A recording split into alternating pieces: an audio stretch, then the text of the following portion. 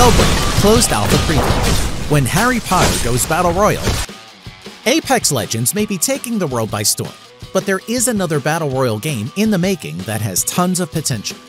What's more, it tries to bring something new to the table, and that could be its greatest asset in this fierce and crowded competition. Spellbreak is the work of Proletariat, a low-profile studio that is aiming big. For Spellbreak, they chose a relatively unexploited subject, and one that clearly makes the game stand out from the crowd: magic and spellcasting. And believe me, it's a lot of fun both to watch and to play. Our impressions from Spellbreak's closed alpha test were extremely positive. Here is a game that looks the part, features a unique identity, but also plays just like it should. There is this cartoon aesthetic that is evocative of the cancelled MOBA game Gigantic, but with enough personality to be its own thing. It looks stunning, and I would throw my wallet at the developers were they to create an MMORPG within this style. One can only dream. Spellbreak features the usual game modes: solo, duo, and squad of 4 players. The highlight is the ability to choose and combine different spells. You pick a wizard character, but apart from the slightly dissimilar looks, there doesn't seem to be anything distinguishable between them for now. Maybe in the future, but right now this is an irrelevant detail in the grand scheme of things. But it all comes into place as soon as you pick your class or classes, as you must choose a pair before each match from an assortment of 11. Currently you have the Pyromancer, Frostborn, Conduit, Crackshot, Bulwark, Scavenger, Scholar, Stone Shaper, Tempest, Toxicologist, and Zealot. These classes, or School of Magic, will give your wizard a few different ability scrolls to choose from. You have to pick one scroll from the 2 on offer, which means that you are actively choosing one passive ability over the other. Ultimately, you are creating a character build that is unique for that match based on your 2 initial classes, so make sure that you experiment wildly until you settle for a combination that suits your playstyle. There's a hint of randomness to the order in which the scrolls show up, so you're not always in control of the outcome, but you can do your best to get the finest build that you possibly can. Each wizard can use 2 magic gauntlets that deal different kinds of elemental damage.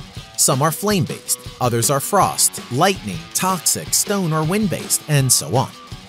Gauntlets come in various rarity types, just as it happens with other equipment pieces such as boots, belts, or amulets. Let's not forget about the all-important runes, which give you special powers, such as invisibility, teleportation, blink, fight, and more. You can wear 2 gauntlets, each one dealing a specific spell. But they also come with a secondary attack or sorcery, so that makes for quite a versatile set of moves. This means that you can cast a nasty fireball into the distant horizon. Spellbreak is great with long-distance combat, but also summon an imposing wall of fire that may prevent a rival from reaching you, especially effective in enclosed locations. But where Spellbreak truly shines is in the combos that you can create. Learning these is vital, as a straightforward spell may suddenly turn into a huge raging ball of death with the unassuming addition of a different type of magic. For example, combining poisonous clouds with fire yields some very interesting and infernal results. And lightning can also be used to create a damaging toxic explosion.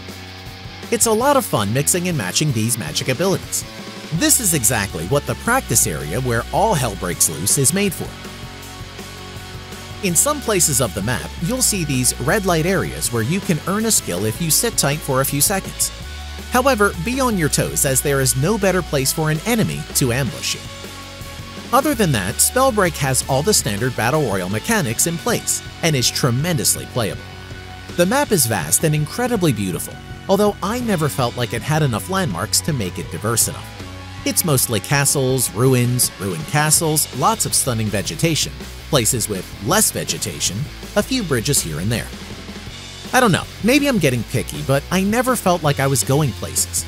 It seemed to me that I was always battling in the same places. Maybe add some monuments or villages, a cave or 2. Not everyone has to be a castle lord yet. I'm also left a bit cold when it comes to the lack of destructible environments or objects.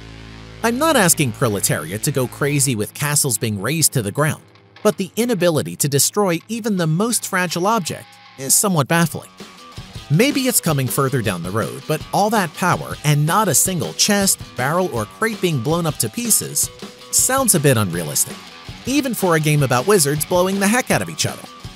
Nitpicking aside, I absolutely love Spellbreak's art style, and the spellcasting combos are fun and appealing for anyone who wants something fresh with their Battle Royale game. Since the times of Magicka Wizard Wars, I haven't seen such an accomplished magic-based system, which, in spite of its flaws, looks set to become an important player in the genre. The big question that remains is the business model, with Proletariat still unsure about it, or not willing to share the details at this stage.